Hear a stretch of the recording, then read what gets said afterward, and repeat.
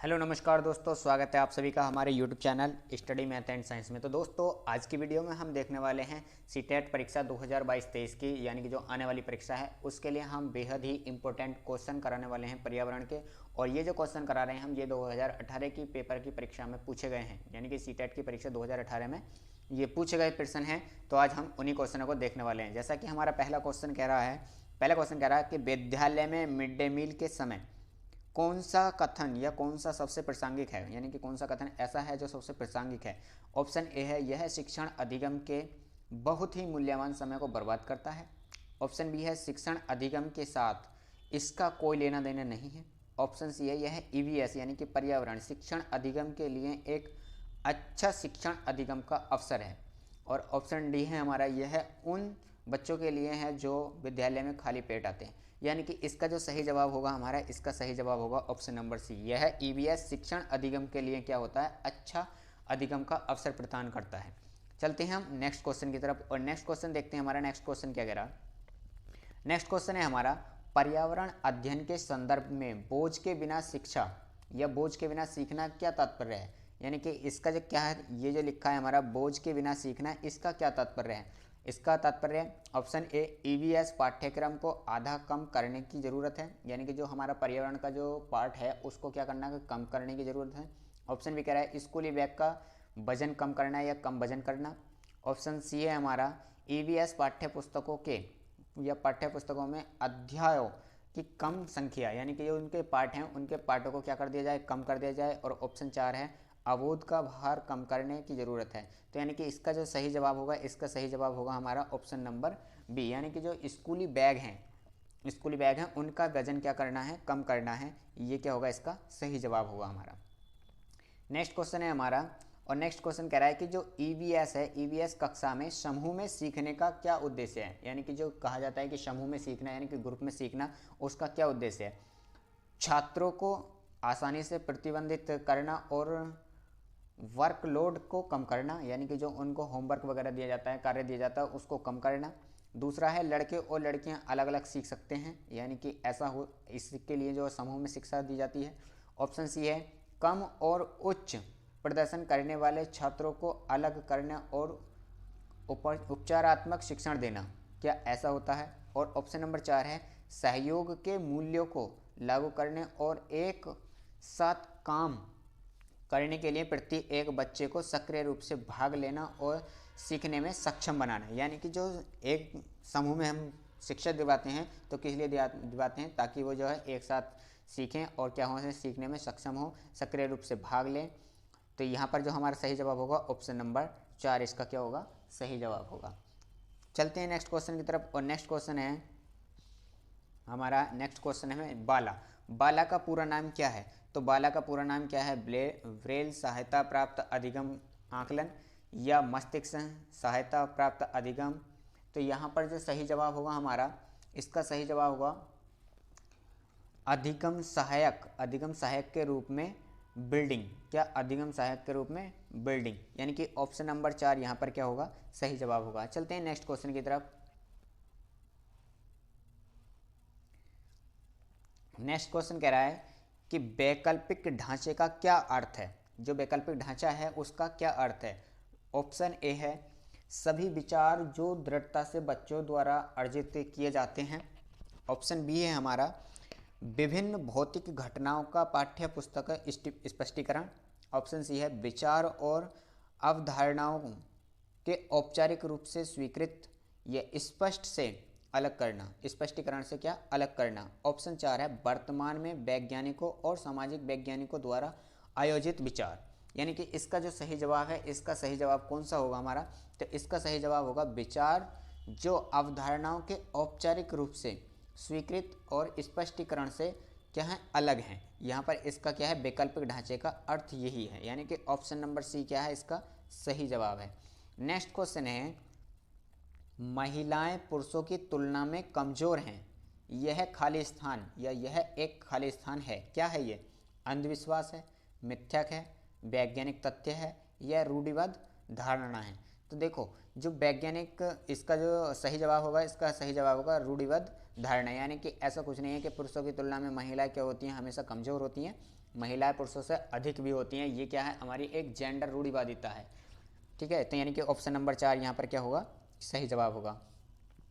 Next question है हमारा, और नेक्स्ट क्वेश्चन कह रहा है कि भारत में बिहार के सापेक्ष जम्मू कश्मीर और गोवा की स्थिति क्या है। यानी कि जो भारत है, भारत में बिहार जो है जम्मू कश्मीर के सापेक्ष किस दिशा में है, दक्षिण पश्चिम और पूर्व, उत्तर पूर्व, पूर्व और पश्चिम में, पश्चिम और पूर्व में, या उत्तर पश्चिम और दक्षिण में। तो जो हमारा बिहार है वो जम्मू कश्मीर के किस दिशा में स्थित है, तो जम्मू कश्मीर के ये उत्तर पश्चिम और दक्षिण पश्चिम में क्या है, स्थित है। यानी कि ऑप्शन नंबर डी यहाँ पर क्या है, सही जवाब है। नेक्स्ट क्वेश्चन है, बाष्पीकरण की प्रक्रिया निम्नलिखित में से किस स्थिति में सबसे धीमी होगी। यानी कि जो बाष्पीकरण होता है, यानी कि जल का जो भाप बनकर उड़ना होता है उसको बाष्पीकरण कहते हैं, वो किस स्थिति में क्या है, सबसे कम होगा। सतह क्षेत्र और तापमान दोनों की कमी, यानी कि तापमान भी कम हो और जो क्षेत्रफल है उसका सतह का वो क्षेत्रफल भी क्या हो, कम हो। सतह क्षेत्र और तापमान दोनों में वृद्धि, यानी कि सतह भी बड़ी हो और तापमान भी ज़्यादा होना चाहिए, तो उसमें क्या होगा, उस मतलब बाष्पीकरण जो कम होगा। ऑप्शन सी है, सतह क्षेत्र बढ़ता है लेकिन तापमान घटता, सतह क्षेत्र घटता है लेकिन तापमान बढ़ता है। तो इसका जो सही जवाब होगा हमारा, इसका सही जवाब होगा कि सतह क्षेत्र और तापमान दोनों क्या हो, कम। जैसे मान लो ये एक क्या है, एक घर का भगोना है, इसमें हम एक बराबर टेम्परेचर दे रहे हैं, और एक क्या है, ये एक बड़ा भगोना है और इसमें भी हम इतना ही टेम्परेचर दे रहे हैं जितना इसमें टेम्परेचर दे रहे हैं। तो इसमें से कम वाष्प निकलेगी क्योंकि इसका क्षेत्रफल कम है, यहाँ से क्या होगी, भाप कम निकलेगी, और इसमें ही भाप क्या होगी, ज़्यादा निकलेगी। तो यानी कि ऑप्शन नंबर ए यहाँ पर क्या है, सही जवाब है। नेक्स्ट क्वेश्चन है, स्थानों, दूरियों और दिशाओं की अपेक्षा या सापेक्ष स्थिति को समझाने की क्षमता है, किसमें ज़्यादा क्षमता होती है, ग्राफिक कौशल से, या दिशात्मक कौशल, चित्रण कौशल, या स्थितिक कौशल। तो यहाँ पर जो सही जवाब होगा हमारे यहाँ पर होगा चित्रण कौशल। अब चित्रण कौशल क्यों होगा, क्योंकि यदि हम किसी चीज़ का चित्र बना देंगे और चित्र बना देंगे तो उससे हम क्या होंगे, उसमें ग्राफिक कौशल भी आ जाएगा उसी के अंदर, मतलब चित्र बनाए तो उसमें ग्राफ बन गया। दिशात्मक कौशल, यानी कि अगर हम किसी को बताना चाह रहे हैं कि हाँ भाई वो स्थिति कहाँ है, तो उसकी जो स्थिति बताएंगे या दिशा बताएंगे तो हम बता सकते हैं कि मैप के द्वारा कि हाँ भाई वो कहाँ है, यहाँ है चित्र में। इसके बाद में स्थिति, ठीक उसी तरह से क्या हो जाएगी, उसकी स्थिति को बता सकते हैं। तो यहाँ पर जो सही जवाब होगा हमारा चित्रण कौशल यहाँ पर सही होगा। नेक्स्ट क्वेश्चन कह रहा है हमारा, किस राष्ट्रीय पाठ्यचर्या फ्रेमवर्क, यानी कि एनसीएफ बोले तो नेशनल करिकुलम फ्रेमवर्क, ये ने प्राथमिक स्तर पर एक एकीकरण पाठ्यचर्या क्षेत्र के रूप में पढ़ाए जाने के लिए पर्यावरण अधिनियम की सिफारिश की है। यानी कि कौन से एनसीएफ ने जो है ये पर्यावरण पढ़ाए जाने की सिफारिश की है, एनसीएफ 1975 ने, एनसीएफ 2005 ने, एनसीएफ 1988 ने, या एनसीएफ 2000 ने।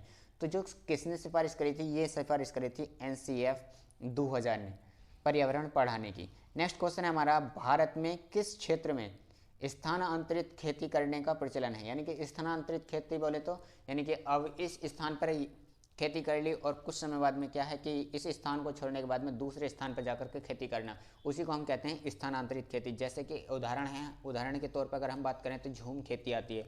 तो ये अब हमसे पूछा जा रहा है कि भारत के किस क्षेत्र में यह स्थानांतरित खेती की जाती है।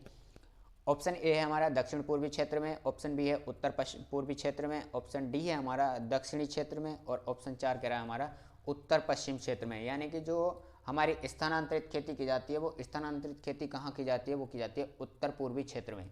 कहाँ करी जाती है, हमारे जो उत्तर पूर्वी क्षेत्र है हमारा, उत्तर पूर्वी क्षेत्र के इलाकों में क्या है, हमारी स्थानांतरित खेती की जाती है। यानी कि झूम खेती वगैरह जो की जाती है वो कहाँ की जाती है, उत्तर पूर्वी क्षेत्रों में की जाती है।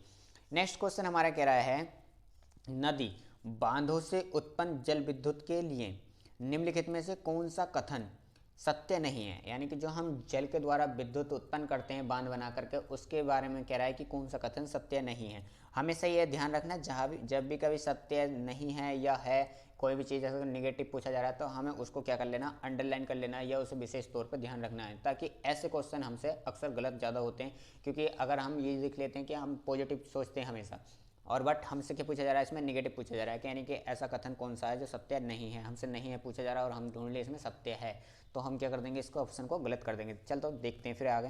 कह रहा है कि बांध स्वदेशी लोगों को अपनी नदी की जीवन रेखा से अलग करते हैं, यानी कि जो उनकी जीवन रेखा है नदी की, उससे बांध क्या करते हैं, उसको अलग करते हैं। ऑप्शन बी है हमारा, बांध टिकाऊ विकास को प्रोत्साहित करते हैं। यह है पानी या हवा को प्रदूषित नहीं करता है। जल विद्युत सुविधाओं से बड़े पर्यावरणीय प्रभाव हो सकते हैं। अब इसमें हमसे पूछा जा रहा है कि ऐसा कौन सा कथन है जो सत्य नहीं है। अब इसमें हमें बताना है कि कौन सा सत्य नहीं है, तो इसमें कौन सा सत्य नहीं है, तो यह जो है ये बांध टिकाऊ और विकास को प्रोत्साहित करते हैं। ऐसा कुछ नहीं है कि बांध जो है विकास को प्रोत्साहित करेंगे, ये क्या है, विकास को प्रोत्साहित नहीं करने के हैं बांध। तो यानी कि ऑप्शन नंबर बी क्या है यहाँ पर सही जवाब है। चलते हैं नेक्स्ट क्वेश्चन की तरफ और नेक्स्ट क्वेश्चन देखते हैं हमारा क्या कह रहा है। नेक्स्ट क्वेश्चन कह रहा है कि निम्नलिखित में से कौन सी ग्रीन हाउस गैस या गैसें हैं। अब ग्रीन हाउस गैसें कौन कौन सी है हमारी, ऑप्शन में है कह रहा है जलवाष्प, ऑप्शन बी में कह रहा है हमसे कार्बन डाइऑक्साइड, ऑप्शन सी में कह रहा है मीथेन और ऑप्शन डी में कह रहा है हमसे ये सभी। तो देखो जो जलवाष्प होती है, जलवाष्प भी क्या है हमारी ग्रीन हाउस गैस है और कार्बन डाइऑक्साइड गैस भी क्या है ग्रीन हाउस गैस है। मीथेन भी ग्रीन हाउस गैस के अंतर्गत आती है। तो यहाँ पर क्या हो जाएगा हमारा ऑप्शन नंबर डी यहाँ पर क्या है सही जवाब है। नेक्स्ट क्वेश्चन है, भारत में ठंडे रेगिस्तान मानसून से प्रभावित क्यों नहीं होते हैं, यानी कि जो मानसून होता है हमें इससे प्रभावित क्यों नहीं होते हैं। ऑप्शन ए, ठंडे रेगिस्तान बहुत अधिक ऊंचाई पर हैं इसलिए वो प्रभावित नहीं होते हैं। ऑप्शन बी है हमारा, ठंडे रेगिस्तान में गर्मियाँ और बेहद ठंडी सर्दियाँ होती हैं, यानी कि गर्मियों के दिनों में अधिक गर्मी होती है और सर्दियों में क्या अधिक ठंड होती है, इसलिए जो है बरसात से जो मानसूनी मौसम है उससे प्रभावित नहीं होते रेगिस्तान। नेक्स्ट क्वेश्चन है, ठंडे रेगिस्तान हिमालय की वृष्ट छाया से में क्या होते हैं, ये वृष्ट छाया में होते हैं। और ऑप्शन नंबर 4 कह रहा है कि ठंडे रेगिस्तानों में हवा बहुत पतली या कम होती है, यानी कि यहाँ पर जो सही जवाब होगा हमारे यहाँ पर सही जवाब होगा हमारा ऑप्शन नंबर 3, यानी कि ठंडे रेगिस्तान हिमालय की वृष्ट छाया में होते हैं। इसी की वजह से क्या होते हैं, ये मानसून से जो है प्रभावित नहीं होते हैं और इसी कारण क्या है ये ठंडे अधिक रहते हैं। चलो देखते हैं नेक्स्ट क्वेश्चन क्या कह रहा है हमारा। नेक्स्ट क्वेश्चन कह रहा है, ताजमहल के पीले होने के लिए निम्नलिखित में से कौन सा कारक जिम्मेदार है, यानी कि जो ताजमहल है और ताजमहल का जो पत्थर है यानी कि उसका जो संगमरमर का बना होता है, ताजमहल संगमरमर का बना हुआ है, वो पीला क्यों हो रहा है। ऑप्शन ए है हमारा क्लोरीन गैस के कारण, ऑप्शन बी हमारे नाइट्रोजन डाइऑक्साइड के कारण, ऑप्शन सी है सल्फर डाइऑक्साइड के कारण और ऑप्शन डी हमारा सल्फर। यानी कि जो ताजमहल पीला हो रहा है वो किसके कारण हो रहा है, वो हो रहा है हमारा सल्फर डाइऑक्साइड के कारण क्या है ताजमहल का रंग पीला हो रहा है। और सल्फर डाइऑक्साइड को हम स्टोन कैंसर के नाम से जानते हैं, यानी कि स्टोन कैंसर बोले तो पत्थर का कैंसर, यानी पत्थर कैंसर क्या होता है ये सल्फर डाइऑक्साइड होती है। और सल्फर डाइऑक्साइड से क्या होती है अम्लीय वर्षा होती है, जैसे वायु के साथ में ये नमी लेता है और नमी से क्या हो जाता है, ये जब हमारा वायुमंडल में ये H2 है SO2 और ये सल्फर डाइऑक्साइड है और ये जब वायु के साथ में क्या नमी वायु के साथ में यानी कि वाटर के साथ में रिएक्शन करता है तो यहाँ से बन जाता है हमारा H2SO4 जिसे हम कहते हैं सल्फ्यूरिक अम्ल। और ये सल्फ्यूरिक अम्ल क्या होता है अत्यधिक हानिकारक होता है। इसी सल्फ्यूरिक अम्ल के कारण क्या होता है हमारा जो ताजमहल है उसका रंग पीला हो रहा है।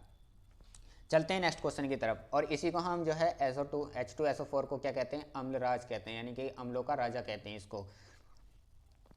अब है अगला क्वेश्चन हमसे पूछा जा रहा है कि गोलकुंडा किला किसने बनवाया था। जो गोलकुंडा किला है वो किसने बनवाया था, पल्लव राजवंश ने बनवाया था, चोल राजवंश ने बनवाया था, चालुक्य राजवंश ने बनवाया था या काकतीय राजवंश ने बनवाया था। तो जो गोलकुंडा किला है ये गोलकुंडा किला किसने बनवाया था, ये बनवाया था काकतीय साम्राज्य ने या काकतीय राजवंश ने। किसने बनवाया था, काकतीय राजवंश ने बनवाया था, यानी कि ऑप्शन नंबर डी यहाँ पर क्या है सही जवाब है हमारा। चलते हैं नेक्स्ट क्वेश्चन की तरफ और नेक्स्ट क्वेश्चन देखते हैं हमारा क्या कह रहा है। नेक्स्ट क्वेश्चन हमसे पूछा जा रहा है कि 15 ग्राम या 15 ml घनत्व और 3 ml आयतन किसी वस्तु का द्रव्यमान है क्या होगा। अब हमसे वस्तु का द्रव्यमान पूछा जा रहा है, घनत्व दे रखा है और आयतन दे रखा है, तो हम कैसे निकालेंगे। तो हमारा घनत्व बराबर होता है, मैं अगर यहाँ पर लिख देता हूँ, घनत्व बराबर होता है हमारा द्रव्यमान बटे आयतन। द्रव्यमान बटे क्या होता है आयतन होता है। और द्रव्यमान हमसे क्या है पूछा जा रहा है और घनत्व दे रखा है। घनत्व कितना दे रखा है हमको, घनत्व दे रखा है 15 ग्राम और आयतन कितना दे रखा है, ये इधर बटे में है, ये इधर पहुंच जाएगा गुणा में हो जाएगा, यानी कि गुणा में कर देते हैं कितना 3 और इन दोनों को गुणा करेंगे तो कितना जाएगा 15 45, यानी कि 15 ग्राम जो है उसका क्या होने वाला है, उसका द्रव्यमान होने वाला है। ठीक है, कितना होने वाला, 15 ग्राम द्रव्यमान होने वाला। चलो चलते हैं फिर नेक्स्ट क्वेश्चन की तरफ। और नेक्स्ट क्वेश्चन हमसे पूछा जा रहा है कि निम्नलिखित में से कौन सी अदिश राशि है। अब हमसे अदिश राशि के बारे में पूछा जा रहा है, कौन सी अदिश राशि है, भार, द्रव्यमान, गुरुत्वाकर्षण या संवेग। तो बताइएगा कौन सी इसमें क्या है, हमारी अदिश राशि है। तो अदिश राशि हमारी कौन सी है, द्रव्यमान। कैसी राशि है हमारी, एक द्रव्यमान जो है अदिश राशि है। कैसी राशि है, अदिश राशि। चलते हैं नेक्स्ट क्वेश्चन की तरफ। और नेक्स्ट क्वेश्चन देखते हैं हमारा क्या कह रहा है। नेक्स्ट क्वेश्चन कह रहा है कि एक ऐसी वस्तु जिसमें से कोई प्रकाश किरण गुजर नहीं सकती है कहलाती है, क्या कहलाती है, यानी कि ऐसी कौन सी है वो है कि जिसमें से कि प्रकाश की किरण नहीं गुजर पाती है।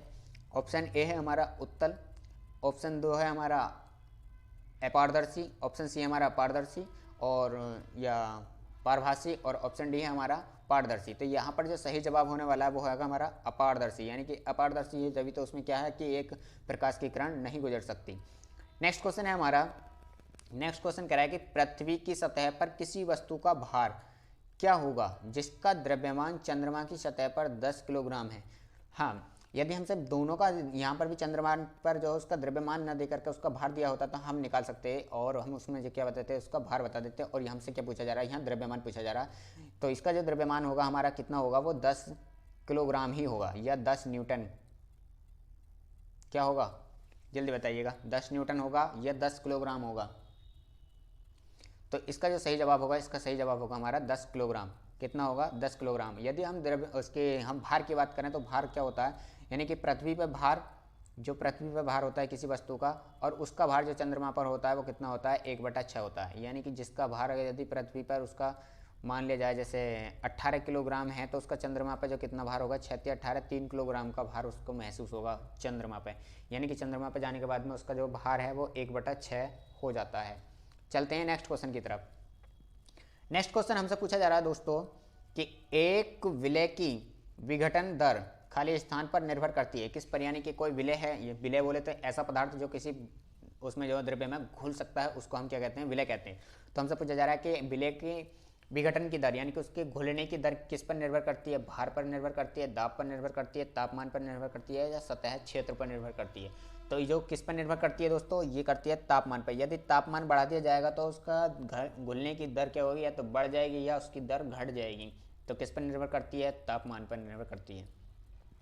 नेक्स्ट क्वेश्चन है, सुषमा चाहती है कि उसके छात्रों को पेड़ों के संरक्षण के लिए संवेदनशील बनाया जाए।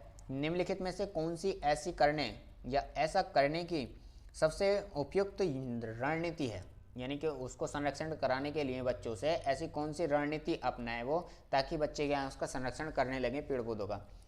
ऑप्शन ए है हमारा, बच्चों को एक पौधे को अपनाने और पोषित करने में मदद करना, यानी कि बच्चों से कहना कि एक पौधा लगाओ, उस पौधे को तुम अपनाओ और उसकी क्या है देख रेख तुमको ही करनी है। ऑप्शन बी कह रहा है हमारा कि कक्षा में बहस आयोजित कराना, यानी कि उसमें कक्षा में क्या है बहस करो। ऑप्शन नंबर सी कह रहा है हमारा समूह चर्चा, यानी कि ग्रुप में चर्चा करो इसके बारे में। और ऑप्शन नंबर डी कह रहा है कि पोस्टर बनाना। देखो पोस्टर बनाने से कोई भी पेड़ों को जो है संरक्षण नहीं मिलने वाला। अगर हम चर्चा करें पेड़ों के संरक्षण पर तो जब तक हम कोशिश नहीं करेंगे तब तक चर्चा करने से कोई भी बेनिफिट नहीं मिलने वाला। तो यहाँ का इसका जो सही जवाब होगा हमारा ऑप्शन नंबर ए यहाँ पर सही जवाब है, यानी कि हम पेड़ों को अपना लेंगे और अपनाने के बाद में क्या करेंगे, हम उस पर उसकी देखरेख का स्वयं पर जिम्मेवार ले लेंगे। तो दोस्तों ये पर्यावरण के पूछे गए प्रश्न थे जो हमने इस वीडियो में कराए आपको। ये 2018 की परीक्षा में पूछे गए थे। यदि आपको वीडियो अच्छी लगे तो वीडियो को लाइक करें। यदि चैनल पर आप नए बने हुए हैं तो चैनल को सब्सक्राइब कर लें, जिससे कि आपको आगे भी जो है इस तरह की वीडियो देखने को मिलती रहें। हम अपने चैनल पर CDP यानी कि चाइल्ड डेवलपमेंट यानी कि CDP और EVS यानी कि पर्यावरण, और हम इसमें गणित शिक्षण शास्त्र की क्या है इसमें वीडियो हम अपलोड करने पर रहेंगे। और हमारे चैनल को सब्सक्राइब कर लें और अपने यार दोस्तों के पास में इसको शेयर कर दें। तो मिलते हैं नेक्स्ट वीडियो में, तब तक के लिए जय हिंद, वंदे मातरम।